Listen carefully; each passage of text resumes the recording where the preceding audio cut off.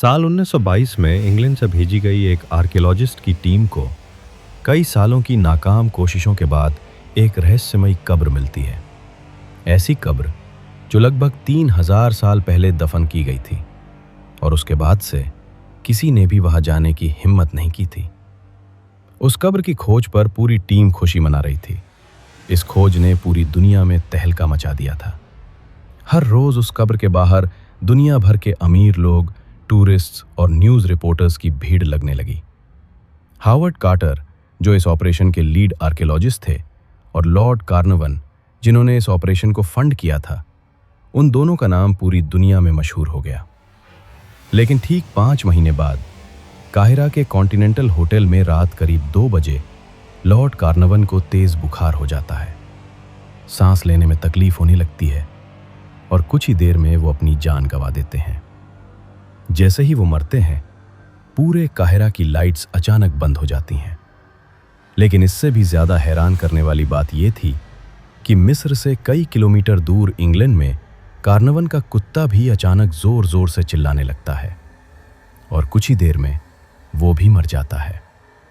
कल तक जो अखबार इस खोज की खुशी मना रहे थे, आज उन्हीं अखबारों के फ्रंट पेज पर अजीबोगरीब हादसों की खबरें छपने लगीं। लॉर्ड कार्नवन के बाद जिन लोगों ने उस मकबरे में कदम रखा था, उनकी मौत की खबरें भी आने लगीं। कब्र खोजे जाने के दूसरे ही दिन हावर्ड कार्टर की पालतू कैनरी लवबर्ड को एक कोबरा उसके पिंजरे में घुसकर खा गया था।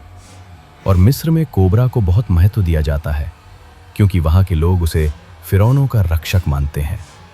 कोई 7वीं मंजिल से कूदकर अपनी जान दे रहा था, तो कोई ऐसी बीमारी का शिकार हो गया था जिसका इलाज डॉक्टरों के पास भी नहीं था।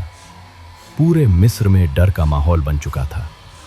लोग अपने घरों में रखी प्राचीन मिस्री वस्तुएं और आभूषण बाहर फेंकने लगे। लोग इसे फिरौन का श्राप कहने लगे। अब कोई भी उस कब्र के पास जाने की हिम्मत नहीं कर रहा था क्योंकि उस कब्र में एक ऐसा राजा दफन था जिसकी मौत सिर्फ 19 साल की उम्र में हो गई थी। उसका नाम था तूतनखामुन, एक ऐसा राजा जिसके मरने के बाद दूसरे फिरौनों ने उसका नामो निशान तक मिटा दिया था।